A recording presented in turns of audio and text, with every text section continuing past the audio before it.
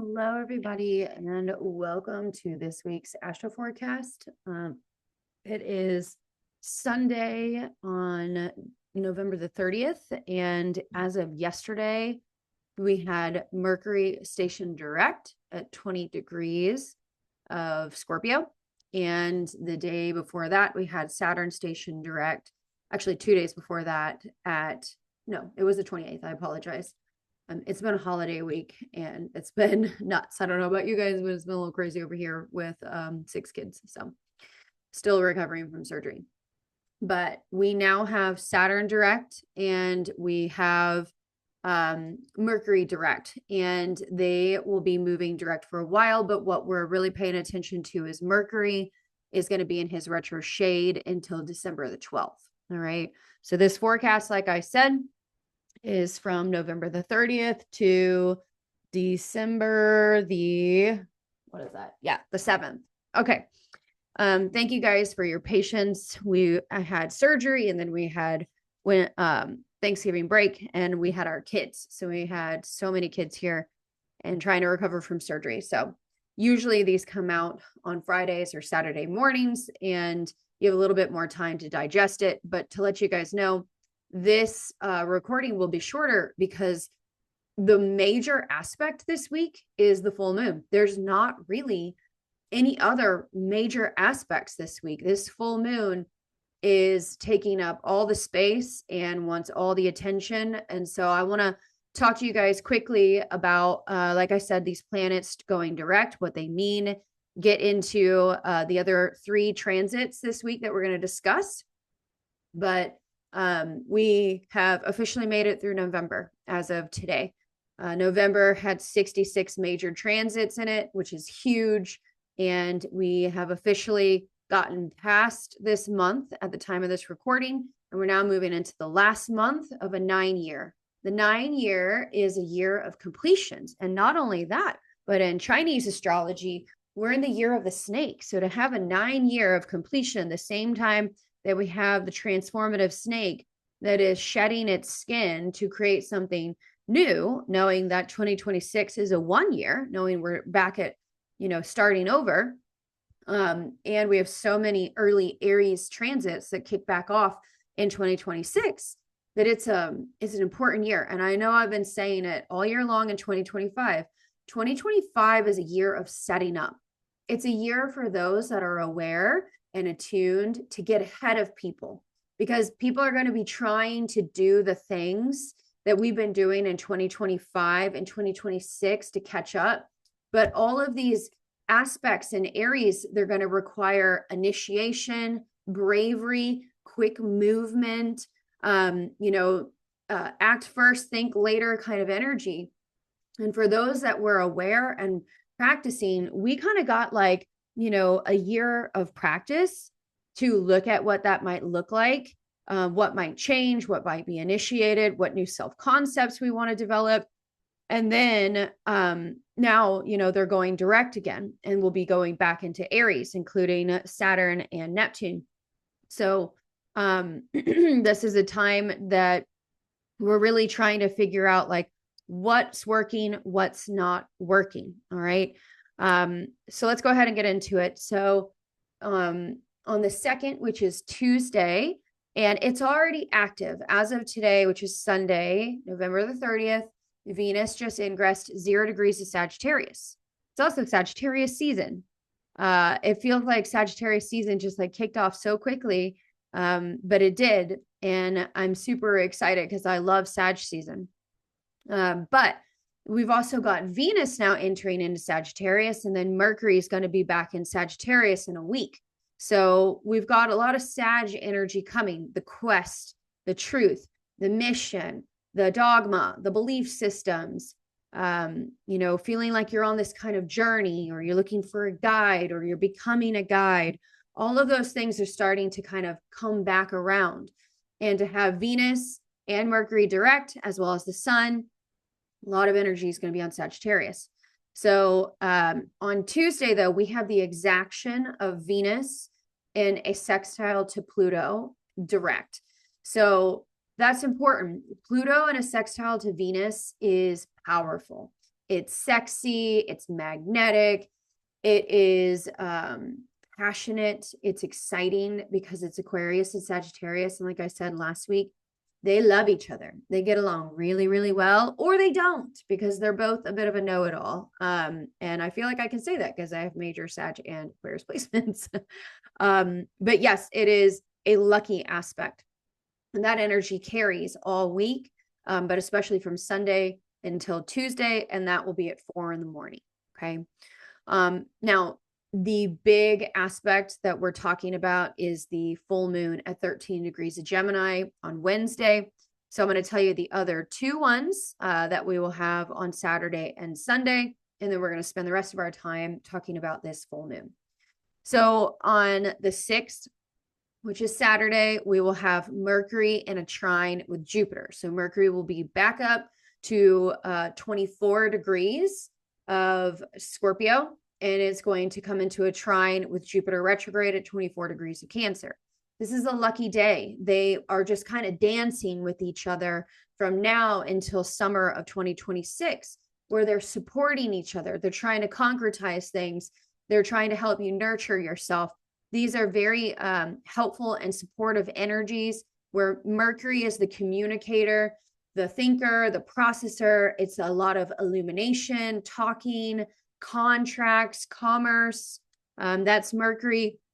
And he makes a lucky trine with Jupiter. So there's some sort of, finances that may come through, some sort of information that may come through, some sort of relationship issue that may come through that is very lucky. It's very harmonious because of that trine from water to water.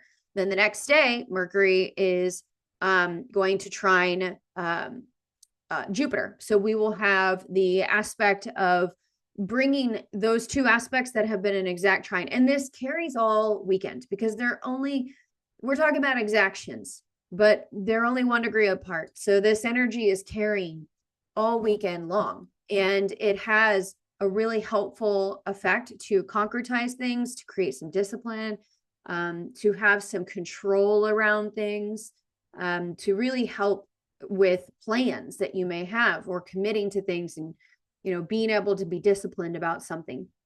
Okay. But those are on the weekend. So the big aspect, the one that we're the most interested in this week, and like I said, this is a short, reading today because this is the major aspect this week. And that is the full moon that will be at 13 degrees of Gemini on Wednesday, December the 4th. Is it Wednesday? Hold on. No, it's Thursday. Please forgive me. I keep saying Wednesday, but it's Thursday. And that's going to be at 6:14 p.m. Eastern Standard Time on Thursday. We're going to feel it building all week like we always do. And remember, it's a full moon. It means that the moon, the sun are in exact conjunction. Again, I just want to remind you guys, I had anesthesia twice in a month and it's impacting my brain. So please be patient with me. I'm also still recovering. A full moon is when the moon and the sun are exactly opposite each other. So the sun will be at 13 degrees of Sagittarius, and the moon will be at 13 degrees of Gemini. What makes the full moon is the surface of the moon fully reflects the surface of the sun, because the moon does not create her own light. She reflects the sun. Okay. So the full moon is a big deal because it is bringing something into illumination. What is it bringing into illumination? It's bringing into illumination what kinds of seeds we planted under the new moon in Gemini earlier this year, which was May the 26th. It was at 11:02 p.m. And that I'm trying to remember what the degree was, but that was our last new moon in Gemini, and it was at 6 degrees. Okay, so you want to think about what was going on in late May. Like I said, it's May the 26th in Eastern Standard Time. And that was at 6 degrees of Gemini, because what was happening at that time is now being brought into fruition underneath the full moon culmination of this lunation. All right. So if you guys were planting seeds of new business ideas, new contracts, communications, things like that, then those would be things that may be coming up to the surface. So Gemini is ruled by Mercury, and we've been talking about Mercury a lot because of Mercury retrograde. Well, Mercury is a big part of this because he's the ruler of Gemini, and Mercury is freshly direct. So we can always expect a lot of communication, a lot of new ideas, or like mental breakthroughs, mindset breakthroughs, framework breakthroughs, where we are able to find the truth of something because of the sun being in Sagittarius, where we're able to really uncover, a belief system that really works for us, or something that's quite optimistic. Mercury also rules commerce. So he rules things like contracts and finances. He creates powerful opportunities, especially for people that have major Sagittarius placements or Gemini placements, as lucky, because Sagittarius is ruled by Jupiter, and Jupiter is also a part of the mix this weekend. So we're really looking at some things around positive opportunities, collaborations, communications, text messages, emails, newsletters, things online, digital, like I said, the internet, because Mercury rules all forms of communication. He also rules snail mail. So the third house is tied to the post office. It's also about your neighborhood. It's about your local neighborhood may also have, something major going on at this time. It's also rules siblings. So, whether you have an older brother, a younger brother, especially brothers, because of the twins, and Pollux and Castor, they were that original myth, but it can also be female siblings as well, but that's typically more so in the fourth house ruled by the moon. But this is a time period of big communication. So we need to expect that. We've also, got a lot going on around that aspect that we had yesterday and earlier this morning, which was Venus opposite Uranus retrograde at 29 degrees, and some sort of epiphany, some sort of aha moment. All right. And this is a time where there can be two sides to a story. There could be two options being presented.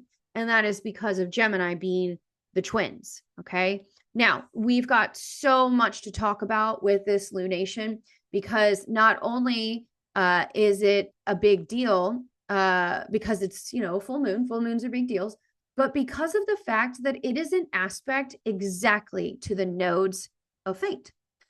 So at the time of the full moon, the nodes will have clicked in to 13 degrees. The north node will be at 13 degrees of Pisces, and the south node will be at 13 degrees of Virgo. What does that mean? It means we have a grand mutable cross in the sky.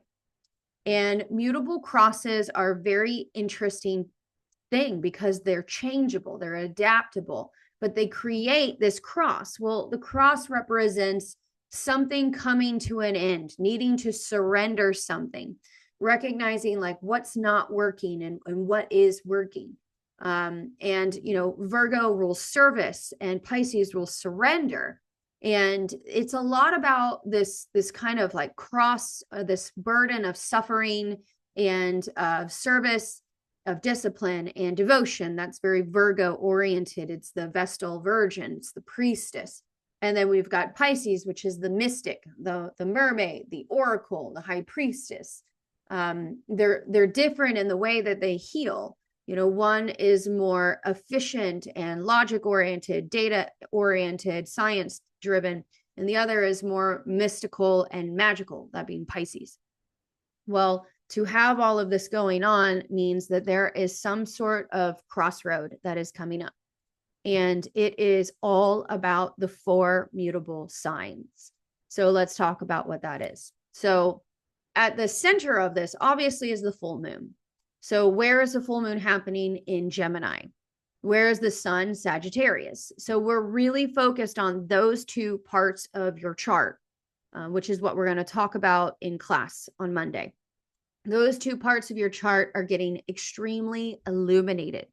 They are revealing things that have to do with your fears, your concerns, your emotions, what's underneath all of that, which would be Gemini, which is where the moon is. It rules the subconscious, your emotions. Things like motherhood and ancestry and feelings, trauma can even be stored in the fourth house. Your ancestry for sure. And then Sagittarius, your beliefs, your higher mind, how you think about things, what kind of perspective you have, how wide is your lens on life. And the third house is early childhood education. It's not ninth house. It can be limited in its perspective. So we're really being asked to get a wider perspective underneath this moon. There's more than one option is what this moon is trying to say. And the point is the journey. It is the point. There, Sagittarius is like, the point of life is a journey. There is no destination. That would be very Sagittarius. Life is the quest for truth. Your life is the truth that you're looking for. Something like that. Or be here now. It's a very Sagittarian thing to say. And then the nodes of fate are trying to say, surrender, let go, stop trying to control everything. And Virgo is like, lock in, get efficient, stop being focused on everything. It's paralyzing you. Focus only on one or two clean things. Stop trying to do 50 million things. All right. Clarify, simplify, get down to the bare bones of things. Those are all working together to create some sort of moment of change. Okay. These crosses, they feel like a pressure cooker that has no escape route. It has no lid. It's just the pressure builds until something happens and you have to make some sort of decision. The thing about mutable crosses is that they are a little bit more flexible than a fixed cross. But it does, no matter what, equal 4 squares. All right. And also 4 oppositions. And it is a time of destiny and fate, even if the fate nodes weren't involved. So it is a week of some sort of fated change, some sort of bend, some sort of, decision. But it's going to be like you see 2 things. All right. So for those of you that have been doing paradox work, you may feel some of your paradox start to land. You may feel like it's starting to mesh, it's starting to blend. Or you may realize that, your paradox is blending, but it doesn't change the fact that you have to make some sort of decision between 2 things. Okay. So I just want to remind you guys that this full moon is a really, really, really important period of time. We've also got Saturn that is now direct. It is still in a trine to Jupiter, now retrograde. They are moving away from each other, so it doesn't have as much of an intensity to it. However, Mercury is still working its way into an applied trine to both Jupiter and Saturn. So we've almost got a grand water trine at this time. And that's a really powerful aspect because it's asking us to feel into our emotions, to trust our gut, to trust our intuition. It is more of this kind of feminine energy in that way. We will have Mars at 22 degrees of Sagittarius. It's not making any major aspects to any of the planets. But like I said, Jupiter is in a trine to Neptune retrograde at 29 degrees of Pisces, and Saturn now freshly direct at 25 degrees of Pisces. And they're moving towards each other now. So when we have Saturn and Neptune moving towards each other, it means that there's some disciplines that we need. It means that we have to remove the wool from our eyes and see something that is right in front of our face, something that we might be hiding from or not really wanting to look at, but we will have to. But also it's an opportunity for healing and for new vision and to surrender things that are no longer effective and not working, but they're getting really close and they're going to make their connection in Pisces late, like the last degrees of Pisces, not Aries again in this aspect. All right. Because, Saturn is going to get all the way up to 14 degrees of Aries this summer before it stations retrograde back, but it's not going to go back into Pisces for another 27 years. Okay. So this is our last look And through the lens of Mercury and Jupiter and Saturn, it's all about discipline. It's all about like, where do we need to take responsibility? Where do we need to expand our perspectives? Where do we need to see new things? Where do we need to communicate? Where do we need a better routine that's more efficient? Because like I've said, literally since March of 2023, Saturn in Pisces says a dream without a plan is just a wish. Pisces can dream all day long, but that doesn't mean it's going to make it happen. So this is, that last pass through for 27 years. It's a big deal. All right. At this time, also Uranus will be at 28 degrees, making a almost exact trine with Neptune. So there's a concretization energy going on here for the last time, because Uranus is also making its last stop in Taurus. So we've got, Saturn in his last stop in Neptune. We've got Neptune in his last stop in Pisces. We've got Uranus in his last stop in Taurus.